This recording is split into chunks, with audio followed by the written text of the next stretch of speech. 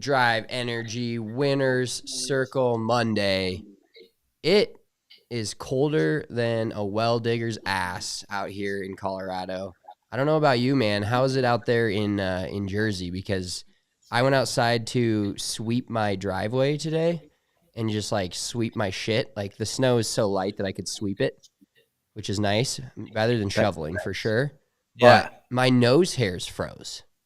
Oh, I actually weirdly enjoy that. Like I don't hate the cold like other people hate the cold. I'm just built for it. So it is like 25 degrees out here today, not very warm. But it's really like we haven't gotten very much snow at all out here. You just hit yourself? Yeah, I just fucked my knee. Oh, that you hate to see it. I did stub the shit out of my toes the other night.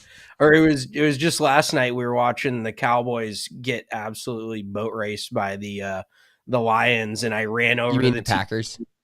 Oh, yes. I'm sorry.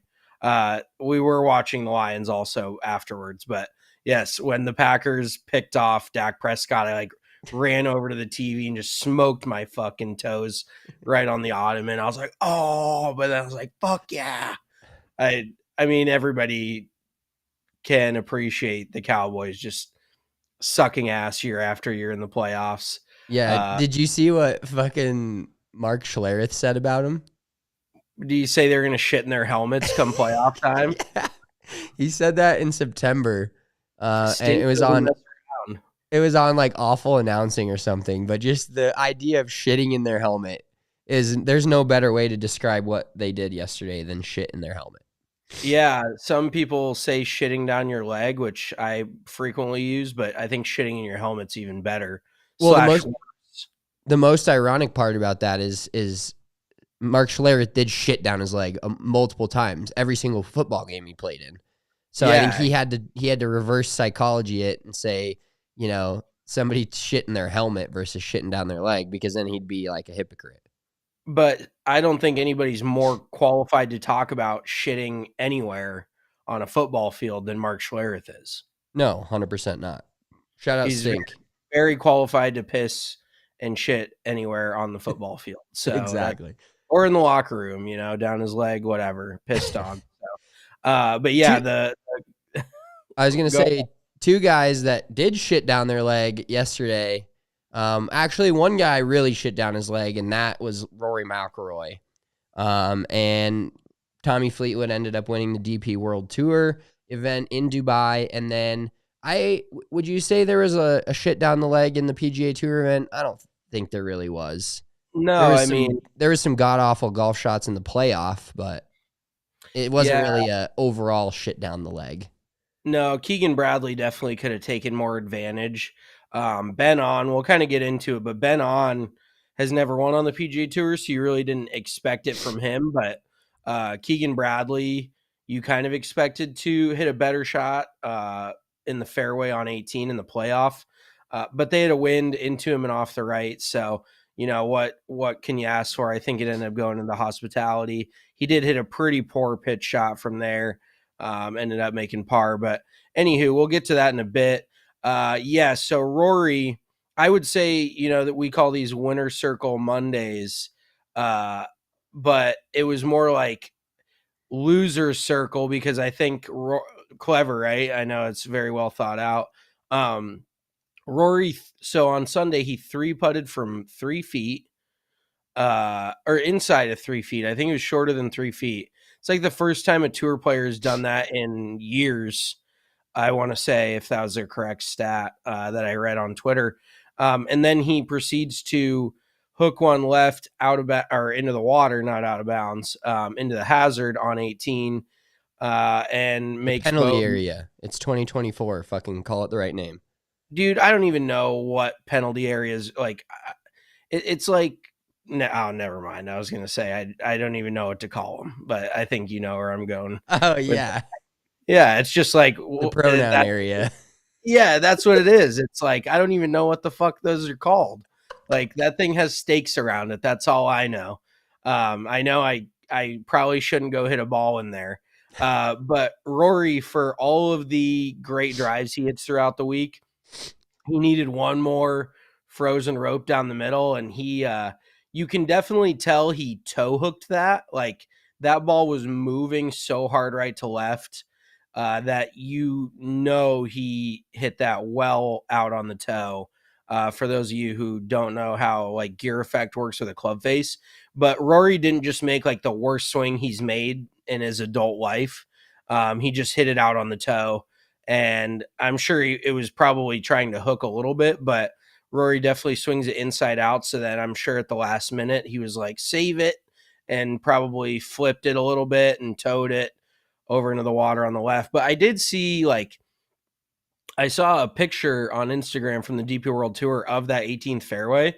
That is a pretty daunting tee shot. Like, I'm not saying he hooked it off the face of the planet from nowhere.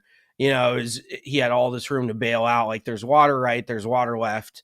You really got to hit a good shot, and obviously he didn't. But it's just pretty funny when we actually had a little spat earlier last year between Grayson Murray and Rory McIlroy in the players meeting, in which Rory told Grayson Murray to play better.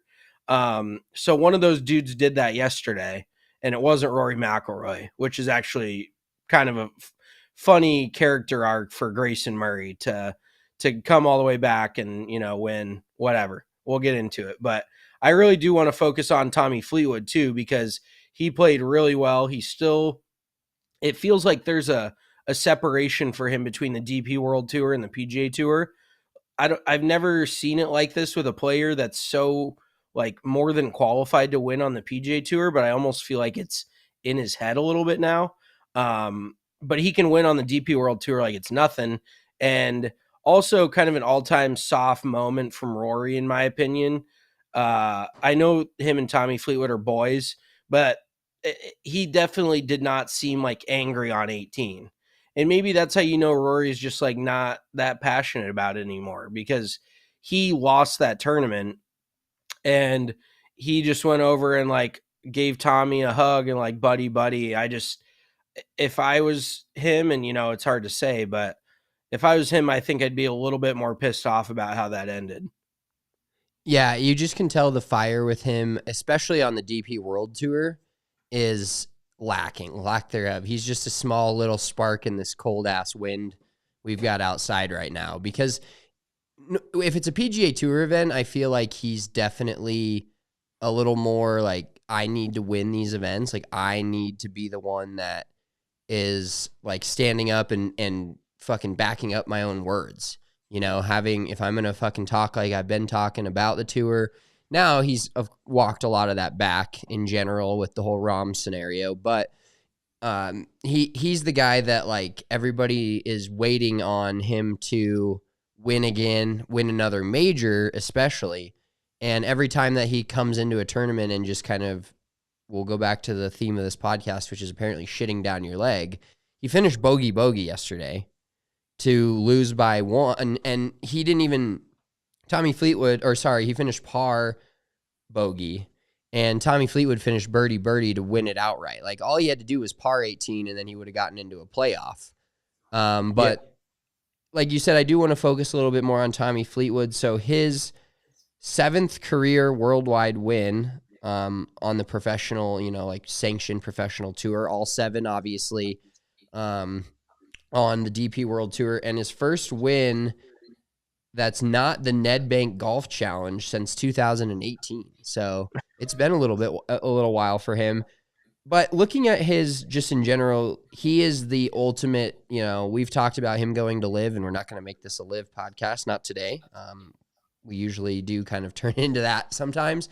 But in the U.S. Open, he's got a couple of top 5s. He got 3 top 5s since 2017 when he started playing in all the majors. He's got 3 top 5s in the U.S. Open, a top 5 in the PGA Championship, no top 5s or 10s in the Masters, and then in the Open Championship, he's gotten top 10 3 of the last 5 years. So he's there, and he's there enough in majors, but just it's got to be in his head at this point, I think, with winning on the PGA Tour versus the DP World Tour. And, you know, the competition it's a little less deep on the PG or on the DP World Tour, but the upper level of the DP World Tour, like beating a guy like Rory.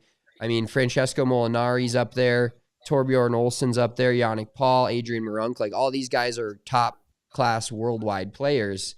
And he finishes with, the win at 19 under in Dubai, which, by the way, that fucking golf course, like just some of the pictures of it. And I know pictures can make everything look really good. Like when you look at houses online and then you go to one and you're like, this is the same thing as the picture. So I understand pictures make places look better, but some of the pictures of that Dubai golf course just are unbelievable. Well, dude, I mean, I think you know how much money there is over there. Like it is basically just turned into a golf playground. Like I actually would love to take a golf trip to Dubai. Other than, how weird everything else is, just strictly on like from a golf standpoint, it looks absolutely unbelievable. And it is kind of wild because we don't really think of it. It's almost like Dubai is like Europe's Arizona. You know what I mean? Does that make sense? Like the equivalent, like that's where people go on holiday, is what they call it over there. Very good. That's where they go on holiday in the wintertime to get to the warmer weather. So I think it's a lot more frequented by Europeans than we realize. But yeah, the golf course looks unbelievable. Everything looks unreal. I just don't think you can, like, similar to Arizona, I don't think you can step outside there any of the summer months. I actually think they have like underground tunnels throughout the cities and stuff, so you don't even have to. Or Dubai is a city, but I think they just have underground tunnels throughout the entire city, so you don't even have to go outside in the summertime, which is pretty wild. But yeah, in the wintertime, it looks unbelievable. Like, and they have a lot of not winter golf. They have a lot of night golf there. They have a lot of like lidded drive courses, lit driving ranges, and lighted golf courses. Holy shit, what a mouthful. But yeah, that, long story short, unbelievable golf course. They play there, I think, 2 or 3 times a year on the DP World Tour, and every time I'm like, holy shit. And real quick, have you seen like the pictures of Dubai like 20, 25 years ago compared to now? No, like a now and then. Yeah, like I'm not shitting you. It legitimately was nothing but desert. There was nothing there. And they've just built this multi-trillion-dollar city like out of basically nothing. So I don't know. I don't know if there's ever been like a faster developing city in the history of the world than that place. It's crazy. Yeah, so I'm watching. I just pulled up one of the tweets yesterday from the DP World Tour. When the putt for Tommy Fleetwood, he actually had to make a 15-footer to win the event. But I was scrolling through the comments because the comment section on most every big tweet in the world there's always something funny in there. And this is from Stevenson Byron. His name is Byron, actually Byron. Yes, at Tommy Fleetwood, fire emoji. Even better that you beat the poodle. And now I can't stop thinking of Rory McIlroy as a fucking poodle, dude. With his hair and his fucking nose and the way he looks. That is incredible. It's the first time have you ever heard that? No, I've never heard of anybody call Rory the poodle. I know that he does have a dog for a driver head cover. I'm not sure what dog it is, but I don't think it's a poodle. So real quick too, because I was curious, like, you watch Tommy Fleetwood on TV and his game just feels solid all the way around, and it makes you wonder why he hasn't won on the PGA Tour. But you almost feel like there has to be something missing for him to have not won. So these are his strokes gained stats last year on the PGA Tour. He was 5th overall in strokes gained total, which is insane for a dude who's never won. Strokes gained tee to green, he's 8th. Off the tee, he's 33rd. Approach, 27th. Around the green, 10th. And putting, 14th.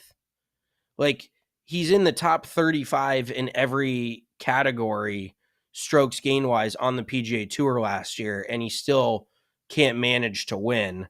Let me see what his results are real quick on the PGA Tour because Well, I bet if you, while you're finding that, I bet if you go through every single player with X amount of PGA Tour starts, I don't think you'd find probably 4 or 5 guys with a better average strokes gained across the board in those 5 categories of anyone on tour. yeah. So it's like this mysterious, why can't he ever win a PGA Tour event? Maybe Well, it's so maybe it's the watch he wears while he plays. I know you hate that. yeah, wearing a watch while you golf just gives me big Bubba Watson vibes. Like I just automatically think you're a total douchebag. So guess how many top 3 finishes he has in his PGA Tour career in 127 starts. Top, what was it again? Top 3, so finishes second or third without winning, obviously. In 127 career PGA Tour starts. Yeah. I'd say 25. Finishing second or third? Okay, maybe 15. Dear God, he's finished in the top 3 9 times. Okay. So 9 that's times. a lot to not win, especially when you haven't won a single event. And he also has 33 top 10s in 127 events. So he is averaging over 25% in the top 10 for his PGA Tour career. I mean, he's made $20 million in 127 events, which is probably the equivalent to like, 4 full years on tour, with a pretty full schedule. And he's made $20 million. So I think he's doing okay. But yeah, he's just got to get that proverbial monkey off his back. I know he's a big Ned Bank Challenge fan. They got quite a few monkeys running around down there. So maybe he needs to bring one of those monkeys from South Africa over with him to play on the PGA Tour, because then he'll be able to win somewhere. Oh, I like that. That's some tinfoil hat theory there. Yeah, maybe he needs to play in the middle of a safari. That, maybe we'll bring some of that to the United States. I don't know. What's the most safari-like place in the United States? Is it like the swamp of like Florida? Louisiana? Is that as close as we're gonna get? Yeah, I almost feel like if you combined Arizona and Florida together, it would equal the safari kind of. It's more Arizona, but then it's got, regular trees and shit and just crazy wildlife. So yeah, there's really nothing quite like it in the world besides in Africa. It's a lot. Like when they go play in South Africa, it blows my mind every time. I'm like, this is like a real place. It's not just like a made up fairy tale. It's not just a place you can only go to for like a expensive safari trip or endangered species hunt. It's an actual like full on livable area. I can go just play golf there. I don't need to try to take down a rhino. Exactly, for its invaluable tusk. Yeah. No, the golf over there looks unbelievable, but that is kind of crazy to think that Tommy Fleetwood hasn't won besides the Ned Bank in over 5 years now. Like you really do expect more from him. And we know that, one of the most memorable finishes of the 2023 season, he was on the wrong side of in Detroit, losing in a playoff to Nick Taylor. So that was unfortunate for him. He could have gotten in Canada, bud. Oh, that was a Canadian Open. Might be. That was Toronto, not Detroit. Detroit, Toronto, same shit. They're actually really close to each other. Yeah, they're very close. Yeah, that kind of blew my mind when I was watching the Lions game yesterday, and it was like, here's Canada and here's Michigan. Once again, geography's not my strong suit, but that fucking kind of blew me away. We were just in Detroit like 3 weeks ago. You had no idea that, like, if you take the highway like southeast of Detroit, like if you go down and to the east, which is southeast, fucking duh, you actually go into Canada. I think what's it called? It's called I can't remember, but yeah, I guess that town. We should have tried to take an Uber there, see what happened. Yeah, I don't need to get rejected from Canada. That wouldn't. That's not on my bingo card anytime soon until I can get reinstated. with our No, great Canadians up no north. Canadian Open coverage for us. We did get a comment from Nick Scott. We sometime this spring, summer, you guys should probably meet in the middle of your houses, i.e. St. Louis, for some golf and let me know. We would love to come. I've heard, like, I want to go, like, Lake of the Ozarks area. I know that's, like, the typical. We've been to St. Louis before. We didn't get to play golf there. We were there for a summer baseball trip with our asshole uncle who fucking berated us for not helping him clean his RV during the middle of the trip. But other than that, St. Louis was great. But we would love to play some golf in the Midwest St. Louis area. I've heard, what is isn't there a PGA Tour event that's there every single year? Or No, is it not a just once PGA. in a while? Well, they have the John Deere, which is technically like the tri-state, which is like Iowa, I think Missouri and Illinois all But combined. it's always in Illinois though. I know, but I'm just saying it's kind of like on the edge right there. Got it. But no, they do play they have a few tournaments that they play out there. Well, or I'm sorry, tournament venues like Belle Reve is one, a really nice one. Like I think it's like St. Louis Country Club, or I mean, there's definitely some very good golf in the St. Louis area. So would love to do that. We still need to get out to Chicago and play some golf. We have yet to do that together. We got to play some golf in New Jersey. There's a lot of golf around us, around me, that is fairly doable. So, we're gonna try to travel as much as we can and play as much golf as possible. Yeah, that's the goal for 2024, even though right now it feels like we're never golfing again in Colorado with the current weather. The rest of our lives, just always be golfing. The last thing about Tommy Fleetwood, want to pull up this photo that we have here. It's on it's our thumbnail for the YouTube. If you guys aren't watching us on YouTube, go check it out. YouTube.com, Big Drive Energy Golf. That's where we have every single podcast. But this trophy, man, everything's just bigger in Dubai. I wonder if there's a saying like that in Europe, like there is here in America for Texas. That thing probably weighs as much as Tommy does. Yeah, I really don't understand the significance of it. Like it really kind of looks like they just threw a big hunk of silver on there. But knowing them, it's probably worth like $200,000-$300,000. It's probably made out of fucking titanium. And I'm probably completely wrong on that, because now come to think of it, I think titanium's like way heavier than anything. I think it's like such a dense metal that you can pick that shit up. So I'm probably wrong about that, but it's super unnecessary. And that's just how Dubai does everything. They do their buildings, their trophies, their golf courses, just everything's over the top over there. So, yeah. Well, somebody getting over the top was Grayson Murray, as we said. Before we talk about Grayson Murray, though, and winning the Sony Open, I want to tell you guys about our great friends over at Breckenridge Distillery. I'm still in the hot toddy mood. I'm hoping this fucking sickness goes fully away at some point. I would really enjoy that. I finally went to the gym today for the first time in like 17 days, so feel pretty good about myself there. I don't think you drank enough whiskey. I think you need more Breckenridge is the thing.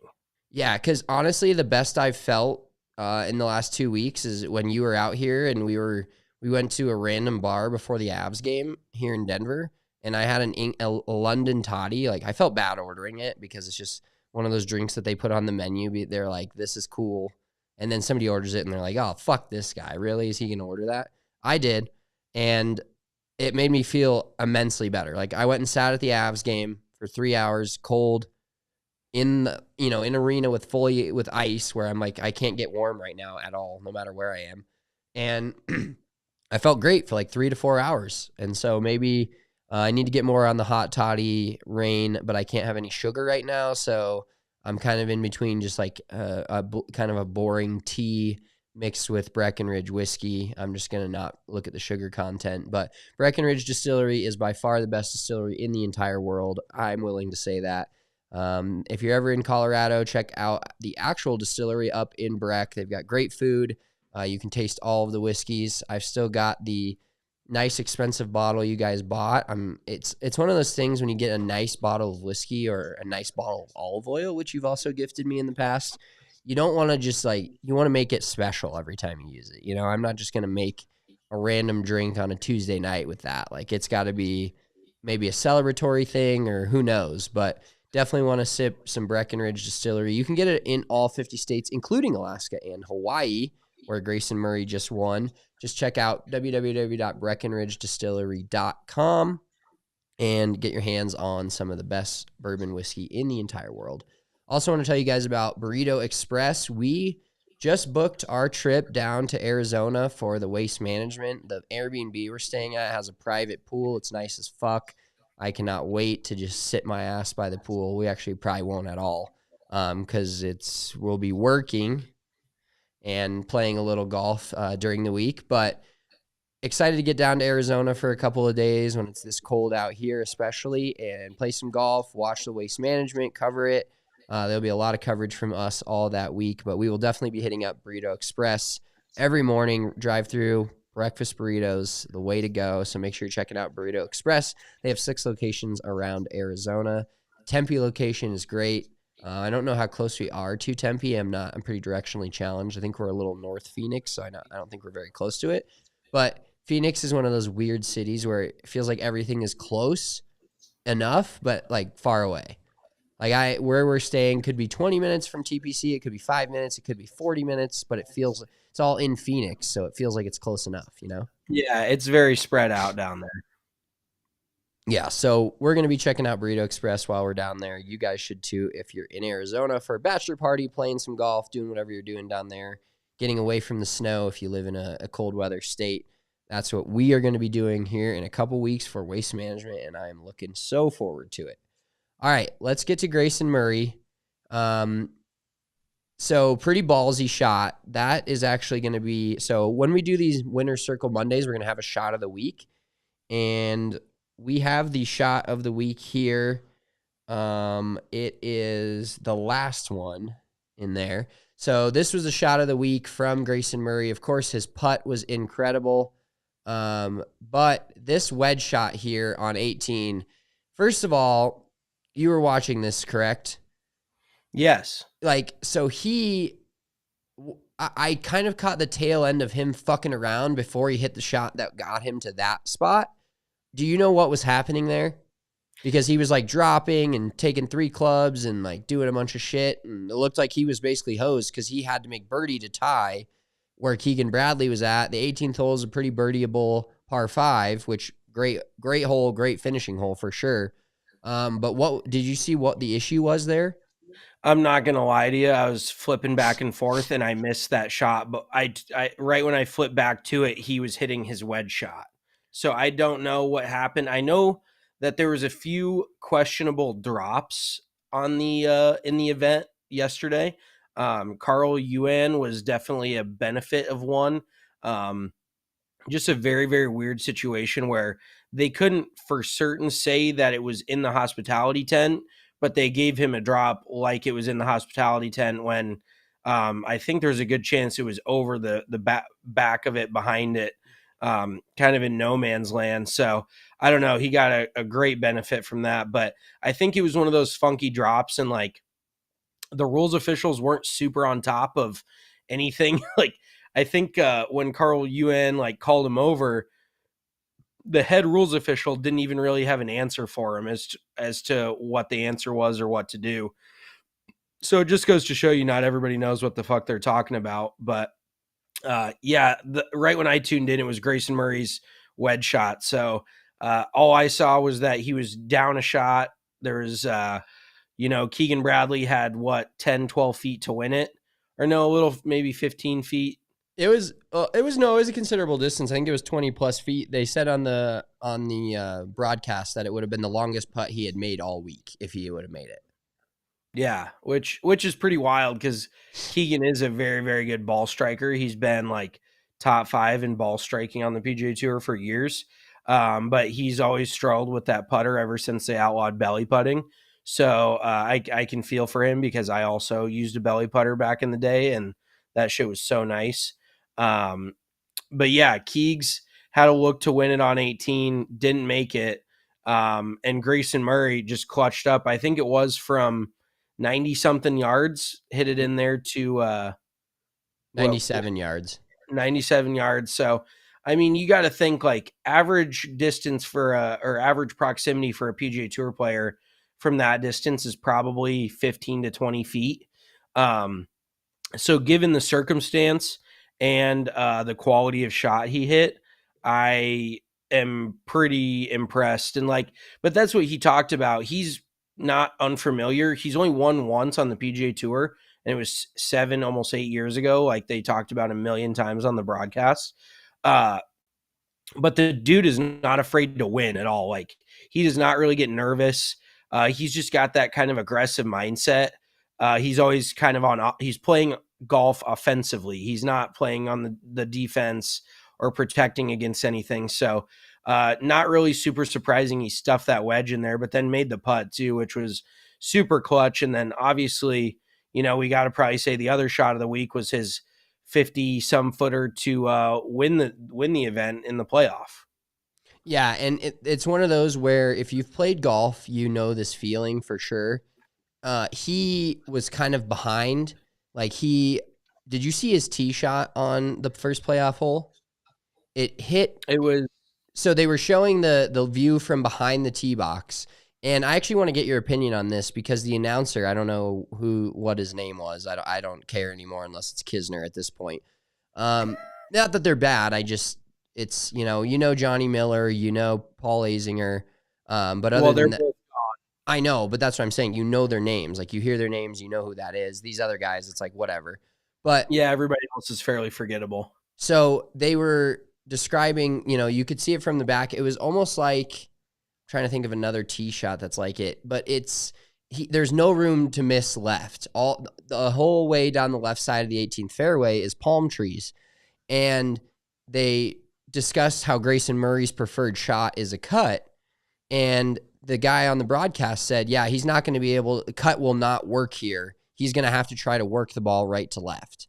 And I wanted to get your opinion on him just going out and saying that, like, a cut or a draw works anywhere if you can properly cut it or properly draw it. But do you think that, I know PGA Tour players are top of the line players, but in a playoff, when you're, changing your whole career essentially for winning that one hole out of 3 guys, which he ended up doing anyways, are you switching your preferred ball flight to try to fit the hole? Or are you just trying to cut it off the palm trees and hit it in the middle of the fairway? Yeah, I don't think anybody, no matter how good you are, no matter how many times you've been in the situation, nobody wants to go away from a ball flight that they're pretty well ingrained in. Like I'm in the same boat. I prefer a cut off the tee. And I would, obviously there's no like direct comparison, but I think he's probably aiming up the left edge of the fairway. And if he hit it straight, he hit it straight. If he faded it, it was going to be in the middle. And if you overcut it, it would be up the right. So, but yeah, I definitely wouldn't be trying to work the ball the opposite way of my natural movement in that kind of spot, because even the most repeatable golf swing under that kind of pressure is very, very hard to do. So you're not going to be like, oh yeah, let me switch it up and really get creative with this one. Like nobody wants to hit a shot that they don't feel comfortable with in that position. So I don't really blame Murray, but didn't he end up in the left trees, if I'm not mistaken? Yeah, he was way left. I mean, he was off the planet left. Keegan bombed one, and got actually a lucky bounce. It was about to go into the rough, which looked disastrous in general. And then he ended up in the second cut. So that's like my ideal spot. I'm a big second cut guy. Obviously, you're never going to necessarily make it in there, but they were both well in position off the tee, and Grayson was well out of position. But going back to what I was going to say is that's one of those things when you're playing golf, like he had like a 40-footer for birdie where it's kind of like you have to make it to stay alive at that point. And but the pressure's the pressure's on you, but you're basically looking at Keegan's birdie putt and you're like, okay, he could make that. He had a very similar one in the last, 15 minutes ago on the same hole. And then on was like super close. He was like very close. Like, so the pressure was almost off of Grayson Murray at that point. He's like, hit a good putt, see what happens. I don't think I'm going to move on. And the beauty of golf, reared its not ugly head. Well, it's ugly head for On and Keegan, but he looked so far out of it. And then all of a sudden, 2 seconds later, he's hoisting the trophy. Yeah, it definitely changes your mindset when you have 50 some feet and two other dudes are in there relatively tight.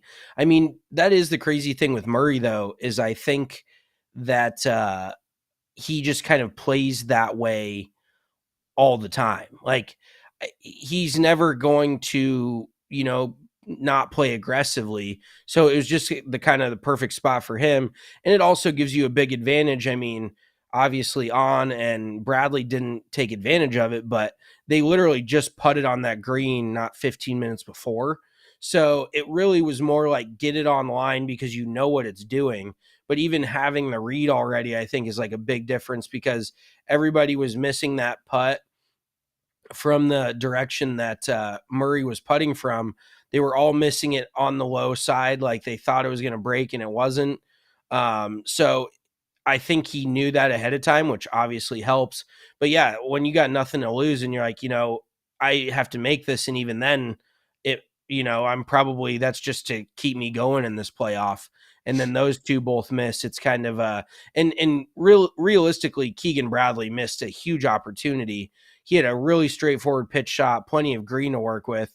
I will say the rough out there looked treacherous, and if you ever played in like that really spongy, sticky grass, you know what it's like. It's terrible because you just can't really gauge. It's a constant guessing game of how the ball is going to come out of it, especially around the greens because you're not really taking a huge swing. But it looks like the ball ran up the club face a little bit on him and just checked up. It was one of those high face spinners and just stopped 20 feet short of the hole. And I mean, that's really a shot he could have gotten aggressive with. So Keegan definitely left the door open.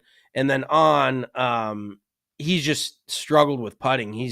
Last year he was 144th on tour in strokes gained putting. So he's definitely not the best putter in the world, and he's never won on tour before. So tough spot for him. He's another dude that's done very well for having not won on the PGA Tour, but it was just a perfect spot for Grayson Murray to step up and bang that one home. Yeah, and Grayson got kind of oddly emotional in the.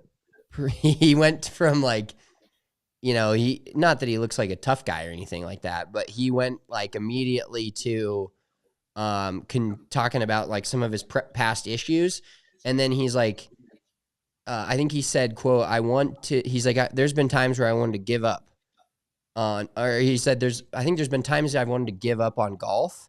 And then he goes, "and life." And I was like, Jesus, this guy. I was like, what the fuck From the is top rope? Holy yeah, shit. I was like, this guy's got some serious fucking issues going on. Yeah. No, he definitely looks like the dude that you'd see like I don't want to make assumptions here, but I could see him just shit-faced, like beating everybody up outside of the bar. He's got that kind of like look to him.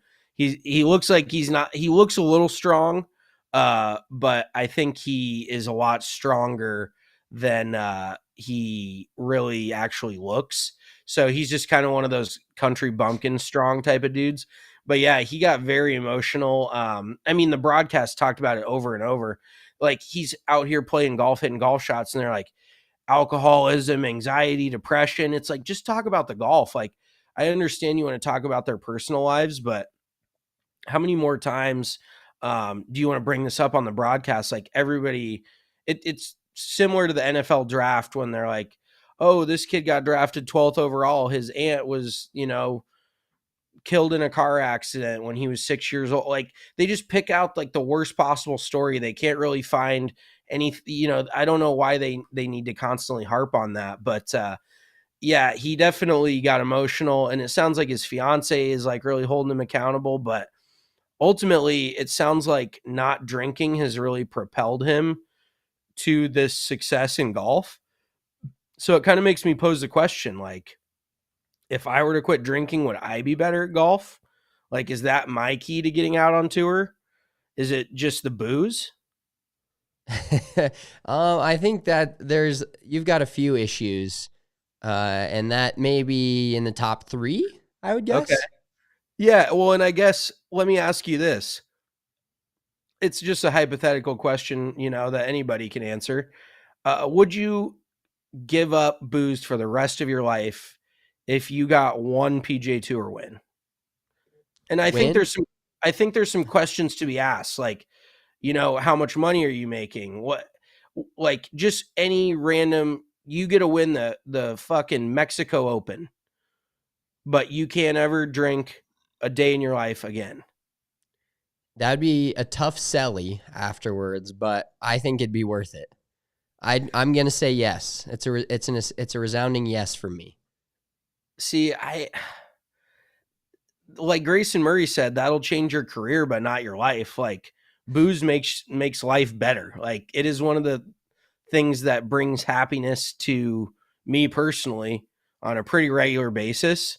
So giving booze up in order to win on the PGA Tour, I don't know if I would make that trade, in all honesty. Like, I don't think that's feasible. Like, when I'm 80 years old, I'm going to be able to enjoy booze if I'm still kicking, but I'm not going to be able to enjoy my PGA Tour win from 55 years ago.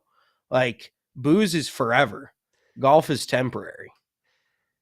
Career success is temporary, but booze is forever. So that's all Okay, I well, yeah. I mean, you're not wrong. What was the meme that I sent you this morning? What did that say? maybe the booze is addicted to me. Have you ever thought of that? You never know.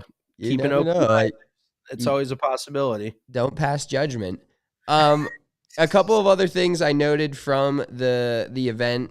So on Thursday, I was watching a little Thursday afternoon golf, which is always my favorite. There's no Thursday night football anymore. Thursdays seem like a night where it's just more chill. But the announcers were saying it was going to be cold on the island next week. And I looked at the weather for Maui, and it was a crisp 77 degrees. And I was looking that weather up while I turned outside and saw 0 degrees behind me. So that pissed me off, number one, right off Thursday. And then I found out Ludwig Aubert and Vincent Norman are roommates. I don't know. They didn't say where, but ironically, he only charges him Vincent only charges Ludwig $400 a month for his place. Do you think that's going to go up steadily as Aubert starts to make a shitload of money, for lack of a better term? Yeah, I mean, that's like living in a college dorm in South Dakota. Like, that's fucking, you can't live hardly anywhere in America for that. What I would do is I would be like, "Hey, Ludwig, you pay me 1% of your earnings for the year in rent." You So, you Mr. Wonderful him with a fucking a what's that royalty. called? What Yeah, is hit that? him A with the royalty. royalty. Yeah. Hit him with the royalties. Yeah, so I guess if Ludwig made $3 million on tour, he'd pay him 30,000. Yeah, that checks out math wise. So that's probably not even enough, but I still think it's a better deal than $400 a month. Like, especially as a PGA Tour player, that's probably ass wiping money. That's Vince Norman probably keeps the $400 next to the toilet for him when he wakes up and takes his morning piss. Yeah. Well, I got a text from a buddy that he said, I don't know what it is, but I just don't like watching Will Zalatoris play. There's something about his twig legs and stupid face, and he had a rough go back on the PGA Tour, which is to be expected. I mean, I still expect this guy to be contending at majors in the next couple of years once he gets back to full health. But I texted him back and I said, don't watch his putting stroke too much, or you will have to see a therapist. That thing That is still just as bad. Like, the only thing he probably could have worked on with these back issues for the last 6 months was his putting stroke, and it still comes out looking like Riggs or worse. It's just shocking to me. Yeah, like he's got epilepsy over the ball. I hate to say it, but it's not great all the way around. There was another guy, I gotta look it up, and I hate to just put him on blast like this, but I think he won. He won the local PGA, the Hawaiian PGA, so he got into this event. And I think, God, where let me pull it up here real quick. He missed the cut, finished DFL. If you're not familiar with that term, that's dead fucking last. Um, Yeah, he shot 27 over for 2 days. So he finished last by 15 shots. Oh, Like, dude. realistically, I hate to say it, but I think I could do better than that. Like, so that's an average of 85 each day. Like, I don't care where, like, I'd have to be playing a very, very hard course to feel like 85 is, playing my best. I, Golfing my my heart, ball, 85, 85. yeah, like I would have to be shit faced, and even then, I probably could, maybe probably not on the PGA Tour. But yeah, 85, averaging 85 and a half over 2 days on the PGA Tour. Okay, here's another question. Would you rather qualify for a PGA Tour event and shoot 85, 85, or never qualify for a tour event at all? I think I'd rather qualify. I'll put myself out there. I mean, I respect that, but there's something about the unknown. Like, oh, if I just could have made it out there. But then you're like, well, I did make it out there, and guess what? I shot a couple of fucking 85s.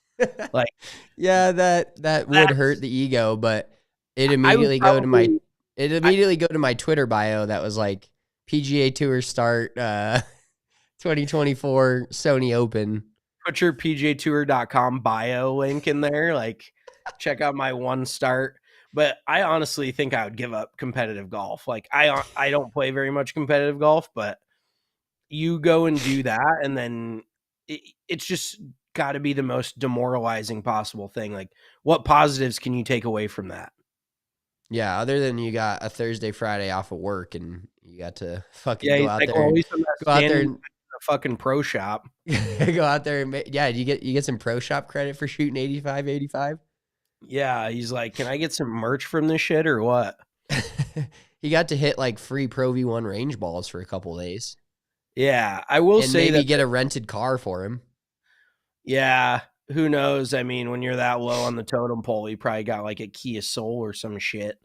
But yeah, I mean, that's just got to be so tough. Like, that's your Super Bowl as a sectional dude that makes it out of qualifying, and you go out and you just lay the biggest egg that you possibly could. That's I don't think, I know Grayson Murray wasn't drinking after that, but I bet that dude was drinking Friday night after those couple of rounds. Dear God, I'd be blacked out. Oh yeah, I'd be trying to sauce it up even Saturday morning, going back into the tour, fucking get the tour breakfast, hang out with the guys a couple more days. I wonder if they let them do that or not. If they're like, hey, get Oh, off the yeah, fucking. just pull Ricky Fowler at the Rocket Mortgage and just show up and hit range balls Saturday morning.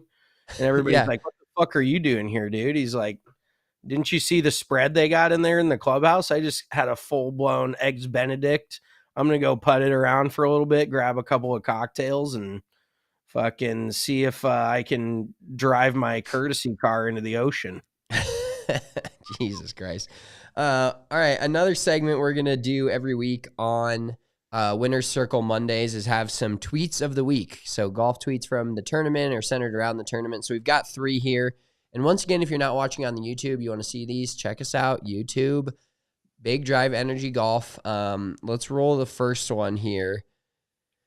So this is hilarious because it's the caption was great. So it's somebody just as the drone is exiting the golf course, somebody's falling down.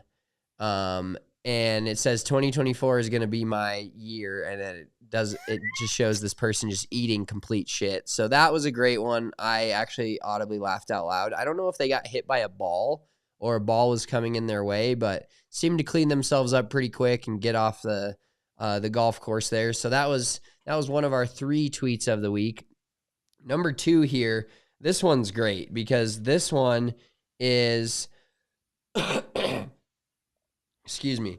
This one is a PGA Tour player playing in the event. The name here is leaving me. It is Toasty. No, So this is from what? Tosti? Yeah, is it Alejandro Tosti? I think so. So he's sitting here crisscross applesauce next to one of the greens, waiting for his playing partners to hit their approach shots. And you've had this feeling, right? You've had this like where you hit like a couple of good shots and you're up there by the green and your fucking playing partners are fucking around in the weeds like 20 yards back. This is the ultimate man power move where you're like, all right, I'm going to go up there and take a seat. Try not to fucking hit me on your seventh shot here coming into the green. Yeah, that doesn't feel like something we should see on the PGA Tour, but he looks a little like JJ McCarthy underneath the goalpost, doing a little meditation, fighting off that depression. Yeah, he's Googled it. Just And then Googled this, how to not get hit by a golf ball next to their green. This third tweet, so this is a great one too. So Keegan Bradley here is about to putt, and Twitter is giving us some issues. But basically, this showed one of the players, and this got a lot of traction because everybody's like, Rahm was right. But this was one of the players basically going back behind Keegan Bradley and ripping a quick piss behind the tree behind him. You can see him fucking unbuttoning his pants, pulls it out, and then they're like, oh, camera slip, here we go. Oh, pink shirt. Oh. And they're like, no, fucking move it, camera over. So, and it's funny because Keegan's doing that fucking sightline thing and like reading it, and then they just had that guy in the background taking a piss. Oh, it was so good. I saw that and I was like, yeah, this has got to go on. This has got to be talked about on the pod. Keegan's doing aim point on the green, and this dude's just got one hand on his horn behind a tree on the other side of the golf course. Like, he like looked so, it would be so funny if he just like looked over and saw the camera. Like, what a clip to catch on video. Unbelievable. Oh yeah, that was absolutely amazing. So shout out to Keegan Murray or Grayson Murray. Let's roll that back. We'll cut that. Shout out to Grayson Murray and shout out to Tommy Fleetwood on their wins this week. Let's get to a mulligan of the week to finish up this winner's circle Monday. Once again, mulligan of the week is a segment we do we're going to do it every single Monday now. Is a situation we'd like to have back in our lives. And I can go ahead and start. I've got a whole litany of them that I've been just writing down for myself as they happen to me. And I just, of course, have to fucking find it on my phone. This is super good podcasting. You want me to go? No, I've got it. So I'm the one that feeds my kid early in the morning when it's dark and can't really see. And so I went to the other day, he generally goes back to sleep. This is usually about 5 a.m.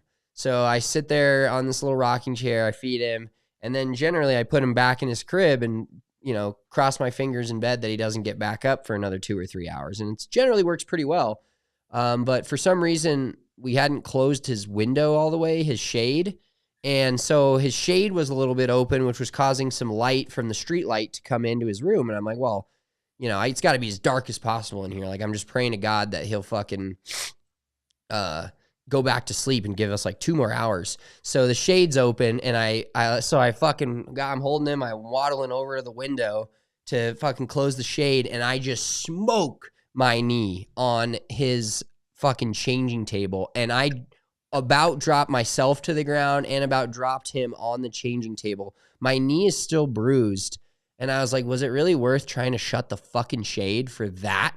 I'm limping back into bed like a fucking old man that just had, a knee replacement, but it hurt so bad. And I just wish I could go back and say, you know what, fuck that shade. We're going to go back to sleep no matter what. It hurt. No, there's like nothing worse than running into something or stubbing your toes, or that is pretty much unrivaled pain. So I actually have 3, I'll kind of wrap into one. All of mine are like food related. Like, I was just having it out with fucking food this week. So first of all, I told everybody about my Costco trip last week. I thought I was fucking king of the castle, bought all this meat.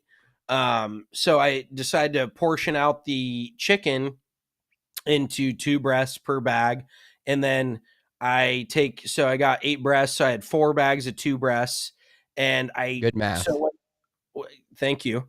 When they're all like not frozen, they're pretty flexible and, you can move them around. So I jam them into the door, the fucking cat like cubby in the freezer door. So then I go to pull some out the other night and it's all frozen and stuck in the door of the freezer. So I start freaking the fuck. Like, I don't know why I was freaking out, but I'm just like, this chicken's either going to be here forever or I needed to get it out somehow. Because it had frozen and it was like, how the drawer is a little like narrower and then it kind of opens up underneath. Um, so it like I jammed it in there and like the chicken froze like this. And so I couldn't pull it upward because I was either gonna break the little insert in the door, or so what I ended up doing, I didn't break the insert, but I had a first of all, I was kicking the door multiple times, the door of the freezer. It was like banging up against the wall. I thought my neighbors, it was like 10 in the morning, but I thought somebody was pissed off. And then I took a butter knife and was like carving the chicken out. Like I had to let it thaw for a minute. And then I just bent the shit out of this butter knife trying to get this chicken out. And then somebody knocks on the door and I for sure thought it was one of my neighbors call or coming over to complain about me being a fucking asshole. But luckily it wasn't. So just an overall nightmare. I was pouring hot water on it. I I was like in this sort of like panic. Like I was like, I don't know how I'm gonna get this fucking chicken out, and I'm gonna look like the biggest idiot in the world. So I eventually got the chicken out. I ended up having to scrap 2 of the bags because I was like ripping the top of the bags and they were still stuck. Like I was just fucked. And then I was making jalapeno poppers Friday because we went to this little get together with some friends on Saturday to watch some football. And I'm not like super familiar with hot shit because I don't like cook with like hot peppers and stuff that often. So I cut 20 jalapenos, like carve them out, all this. I immediately go up and touch my eyes, and like it felt like I got pepper sprayed. I could like my eyes had a pulse. It hurt so fucking bad, and like right underneath my eyes were burning so bad. I went into the shower and like was just like letting it fucking hit me directly on the eyeballs with the coldest water possible. I needed one of those like things that you used to have in science class when we were in high school, where if you get like a chemical, like an eye wash thing. I Oh was yeah. freaking, I was freaking the fuck out. Actually, my girlfriend thought it'd be a good idea if she blew on my eyeballs. So she's like, and I'm like, it's just drying them out and making it worse. It was fucking. It only lasted like a half hour, but I thought it was going to be like days. I was so like worried. I honestly thought I had like permanently injured myself. Um, and then one other one, I got a can of like avocado oil cooking spray, and the cap was off, and then like the little spray deal was kind of like on but off, like it wasn't all the way on. So it's just one of those things where you're not thinking, like you're thinking about a million other things. I face it directly towards my face and pull it down, and it fucking just shoots right into my eyes. And I'm like, what the fuck are you doing, dude? Like, I've had so many issues. I'm trying to eat healthier, and like it's just God's way of being like getting back at me. Like, no, fat ass, you're just gonna be like this forever. You're not meant to eat healthy food. So it's been quite the week with the food scenario. Yeah, you seem to be struggling a bit in the kitchen. Maybe you need to start wearing more gloves when you're cooking, as well as maybe you need to get yourself some kitchen glasses. Speaking of What high like school science, you need those ones that like fucking they got the strap behind them, pull out. They're yeah. like the big plastic white ones, or not Mm. white, obviously, just clear plastic, so you can see. But Yeah, like pit vipers. I need some of those like big ass fucking glasses that cover my eyes because yeah, apparently like I would consider myself a pretty good cook, but I've been going through it this last week. Luckily, the only time Missy saw it was the jalapenos, but other than that, I've just kept everything else on the down low. She doesn't listen to the podcast, so she's not going to know this shit. She hasn't looked in the freezer and seen like fucking butter knife marks all over it and ripped bags frozen to the fucking drawer. Yeah, no, I told her about the chicken, but I was like, you don't need to know all the details. I was like, it got stuck. I got it unstuck. That's all you need to know. That's it. That's it. That's all you guys need to know for today, Monday, Winner's Circle Monday. I just received a text here from a random number that says, "Hey Sonny, we haven't seen each other in a while. Do you want to go for coffee tomorrow? Judy here." So it sounds like I'm going to coffee tomorrow with somebody named Judy. We are going to do this podcast again on Wednesday. We'll be previewing next week's event as well as talking about some other news in the golf world that kind of dropped today. Could be some more players on the way to the Live Tour. We'll talk about how true we think that's going to be. You guys enjoy the rest of your Monday. Enjoy NFL playoff football tonight, and we will talk to you on Wednesday. Peace.